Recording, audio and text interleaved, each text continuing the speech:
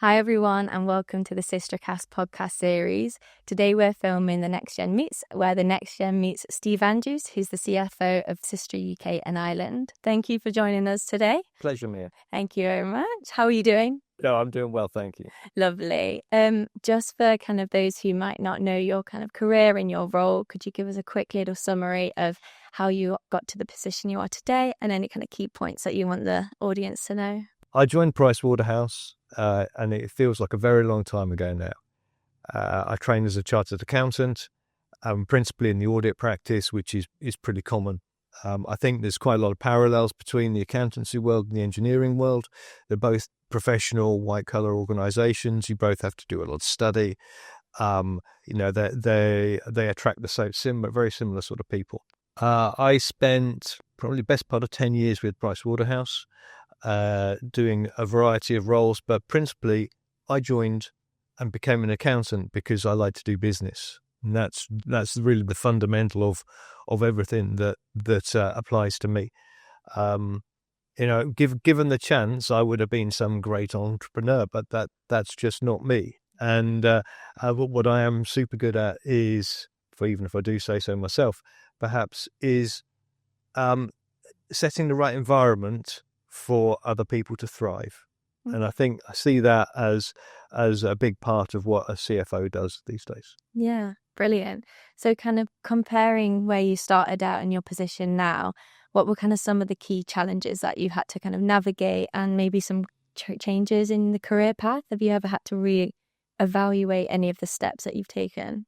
The challenge is very much where I suppose I grew up in a slightly different age. When you took a training contract with Pricewaterhouse, when I did, you had a sort of like a 2 strikes and out policy. So when you set your professional exams, the first time, and thankfully I passed mine first time anyway, but the first time Pricewaterhouse paid for you to do it, but you still worked and you still had to do your training at the same time. So you were sort of running a dual life, and there's a filter there in itself. Actually, you actually have to want to do the role. You have to want to do the job to be able to dedicate the time and to put in the professionalism.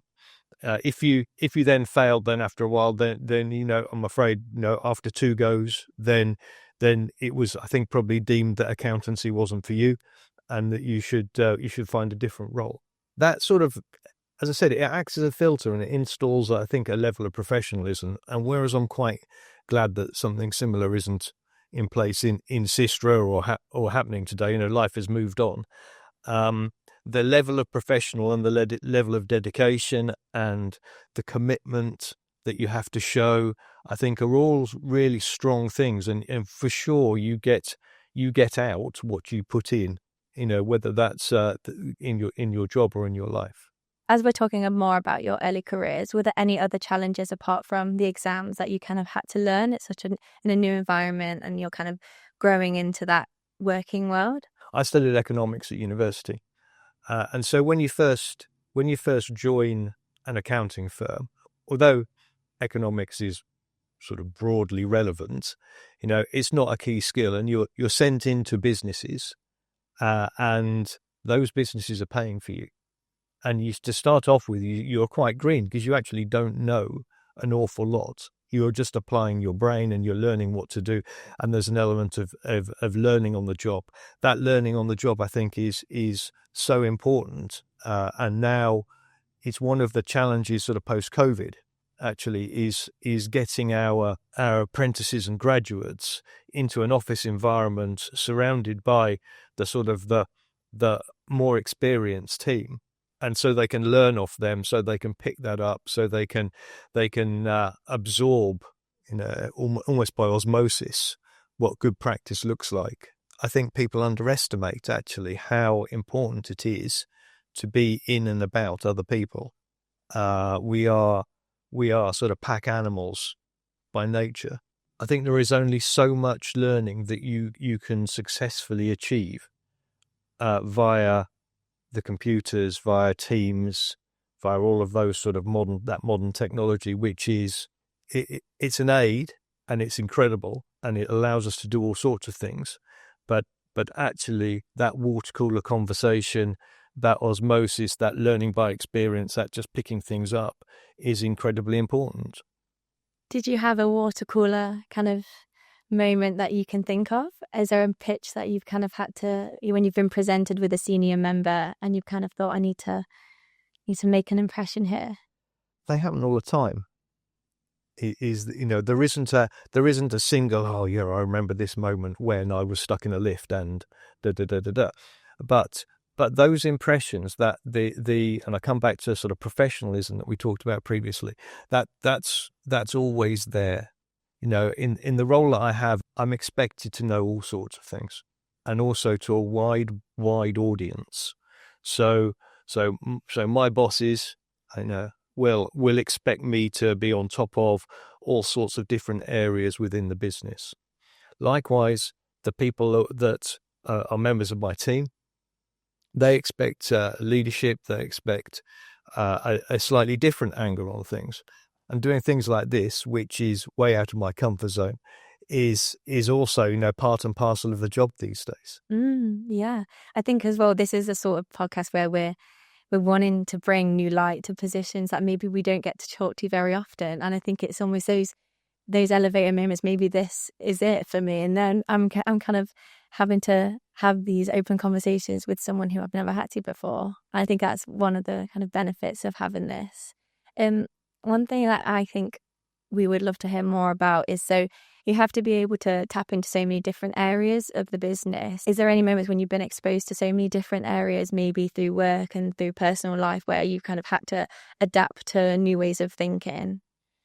Okay, so just the fact that we have the NGLT is a classic example here, where the board of the company are all of a certain age, a certain demographic in general.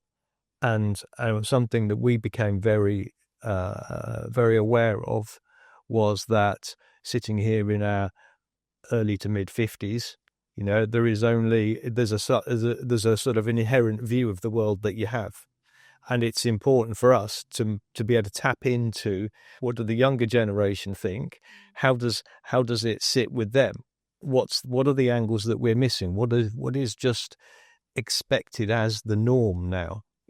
And perhaps that things I started and computers were just coming in and they were huge, and now you have your iPhones and your laptops and your iPads, and you can do pretty much anything on an iPhone these days. Yeah. And I think as well, being part of the NGLT, the kind of initiatives we're driving, that they're so innovative, and I think we're really trying to look to new ways to improve systems that have probably been in place just for years, just because it's the way things are done. And I think it's really important that we're kind of getting younger people into the rooms to have the conversations, to push new narratives and add kind of some creative thinking. What kind of benefit do you see bringing those younger voices into the room of those conversations? There are a different set of expectations these days, and people are far more aware of a sort of holistic outlook on life. That I would suggest that when I trained, it was very much, here's your career, and you went up your career ladder, and that was your focus. You do what needed to be done, and if that's working till 10 o'clock at night or whatever it happens to be, that's what you do. I feel that now people are much more aware of the overall position. So people's lives are not as much wrapped into work. That there is work, but there's also a very healthy outside of work environment. And I think it's easy for people coming up, perhaps in the professions and of my age, to forget that and to not pay attention to that. And I think how we work has changed culturally over the last 20 years or so. And I think it's that sort of aspect which is important to see, what are the expectations. And I would also say it's a two-way street, because I think that the pendulum can swing so far on this where actually, it stops making sense from a business viewpoint. So you need to be able to hit the middle ground on this. And there's an education both ways. And in kind of a career way as yourself, is there any experiences that you've had that you think have been really crucial in opening your eyes to other areas of kind of how business works? So for the first part of the question on international experience, I think is vital. I count myself as very lucky to have been able to go to Japan and work in Japan, Korea. I've also worked in Germany and various parts of Europe, and I'm not for long extended periods of time, but for a month or a period of weeks. Even that length is enough to start to understand how different cultures work. And so Korea, as an example, when I was there, was very much an age-based culture. And that it's important to understand that. You don't have to agree with it, but you do have to understand it because you need to get things done. And so understanding international culture helps you achieve your objectives or the company's objectives. It's absolutely crucial, and you apply those rules back into the organization that you work in. A sort of Anglo-US corporate has a different way of working to a French corporate, for instance, as we are in SYSTRA, and you need to adapt, and experience is a crucial part of that. You can't just really read how to do it. You have to be experiencing these things. So the more that you can broaden your experience, the better, in my views. And personally, if I could turn the clock back, I would do as much international travel as I could do. Really? Yeah. Out of curiosity, which one was your kind of most favorite time working abroad? I think Korea was my favorite. Yeah. Just because it was so different at the time. I would think it was probably mid-90s. And the Korea now is quite it's very much in the sort of headlines actually, but at the time it was working with looking at chaebols and it was fascinating, absolutely fascinating. The things you learn from experiencing the different cultures are the softer skills. So it's perhaps not reacting, not jumping to immediate conclusion, taking into account language. So there are examples now, for instance, where we work for a French organization. A lot of my bosses are French, and their English is exceptional. However, they're not all fluent, and there are nuances of the English language where you can easily take offense at. And actually you need to step back and remember, hold on a minute, no offense was meant here. This is just a way of talking. So those sort of softer skills, sounds weird, but the ability to count to 10 is massively important. Having patience, it's something that you also learn with age. And there's a lot to be said for age. I'm quite happy that I'm where I am these days. You talk about adapting to new environments and how that's kind of, if you wish you could have done more, like we would have. Kind of what advice do you have for someone who's maybe looking to step out of their comfort zone and they want to make that leap? How can you kind of share any wisdom with those people? Well, firstly, I think you've just nailed it, stepping out of your comfort zone. That is the thing that, people should say yes. Fundamentally say yes. Then work out how to do it. There are, let's sort of hedge that a little bit and say, like, I'm not going to go out and design one of the bridges. That's probably not the greatest idea. But corporates put in place, authorization matrices to sort of limit the risk, and you can only do so much damage. Saying yes is just absolutely vital.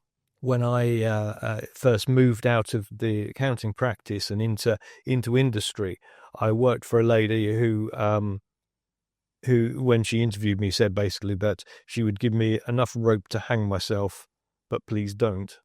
Okay, and that is broadly a mantra that I've lived by now, and how I try and work with my people is I want to give them as much opportunity as possible, pass down as much decision making as I can do. I can't delegate responsibility. Fundamentally, I am responsible, but I can make sure that people get experience, and I can make sure that I support those people. And what I tend to find happens is that if you give them enough rope, they don't take that final step.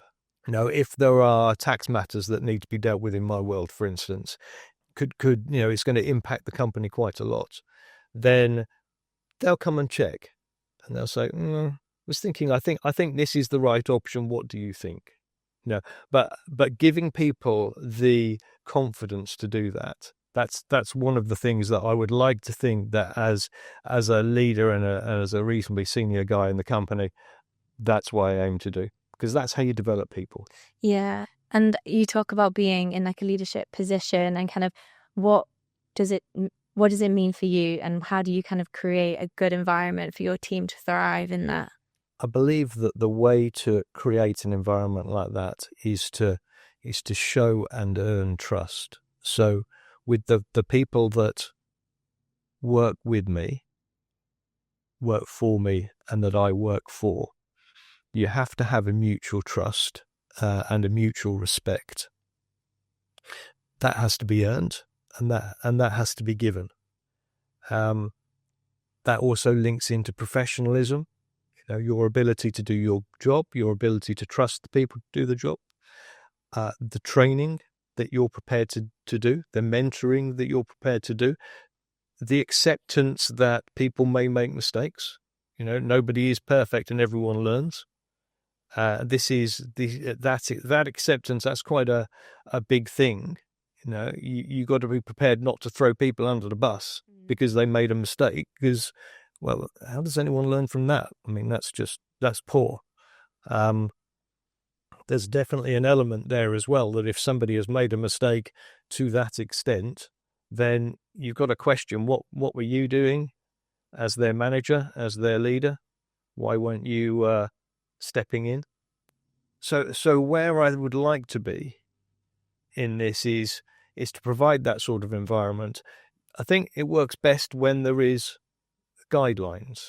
So there are limits to what you can do, and everyone sort of knows those limits. That's pretty standard within a company to have authorization matrices. Or, I cannot go and buy another company, without getting sign off from the supervisory board at the top. And that's right and proper. That's important that we respect that sort of authority. But they do allow me to make some fairly hefty decisions myself, which also allows us to have a speed of action and reaction. We can run this organization, without it being tied by excessive administration and bureaucracy.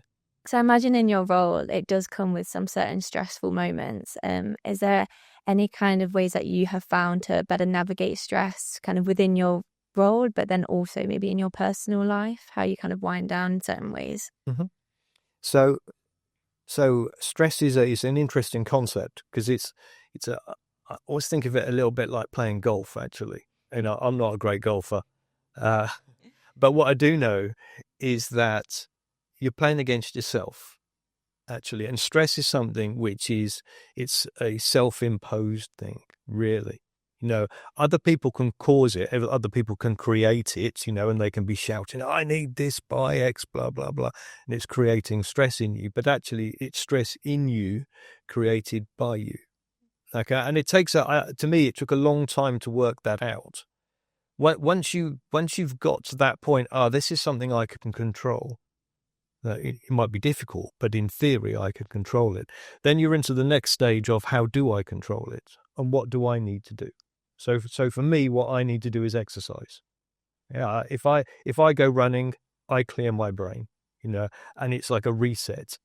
And that's how people term it as, switching off. Yeah. And how you learn to switch off is a really important skill, and it is definitely a skill. When I was earlier on in my career, I could not do it. And what you found is I'd treat it as my brain would fill up, my head fills up, and you sort of get a brain fog. Now, learning what works for you as an individual to control that is massively important. As I said, I do exercise. That's what works for me.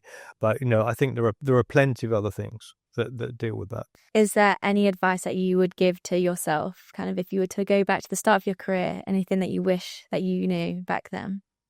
I think I did some of these anyway.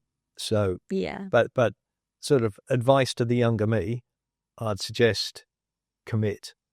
Right? So if you're going to do this job, then commit to it and enjoy it. And if you're finding you're not enjoying it, because the last thing I want to be is a geotech engineer, actually, in my heart, and probably go and do a different sort of engineering or something completely different. Because you're going to spend a lot of time at work and you want it to be really fulfilling and really good. So firstly, enjoy it, commit to it, trust yourself. And by that, what I mean is act ethically. If it feels wrong, it probably is. So listen to that. I think it's easier now than ever, but people are very, very aware of the ethical ways of doing business, and SYSTRA has a huge ethical emphasis in how it does business. But that is a really important aspect, and it does link closely to the ethical discussion. Is that going with your gut? Okay, so every time that I have made a decision and it has been contrary to my gut feel, it's been a bad decision. That is not the same as saying that every time that you go with your gut, that's a good decision. Okay, so there's a slight balance, there's a slight difference, but absolutely do listen to it. And I don't know how it works, but it is really, really valid. I think that the final point I'll make is that everybody, as they grow through their career, they will meet new people, and you have a huge amount of relationships that you're going to build. The relationships that you build now are going to grow with you throughout your career, and they could easily be clients, contemporaries, bosses, employees. It's super important that relationship management. And this is something that I wish I had done so much better. But actually, that address book that you have, keep in touch with people. These days there is LinkedIn, which makes it super easy. In theory, but you still need to actually pick up the phone or have that interaction. But definitely keep in touch with people. Yeah. Your network, I guess, is some of the most important things that you can take with you, isn't it? It is. It's massively important, and it's personal to you. Yeah. And let's face it, people buy from people. Yeah. So in the business world, you want to deal with, it's not just buy, actually, you want to deal with people that you like. I don't want to deal with somebody that I don't like. Yeah. So value your relationships and value your contacts. Brilliant. That's some really useful advice. Thank you very much for sharing. Pleasure. Thank you so much for listening to this episode of the Next Gen Meets podcast, where we spoke to Steve Andrews. We'll have these episodes posted on the SYSTRAcast website, along with YouTube and Spotify, wherever you get your podcast from. Thank you very much.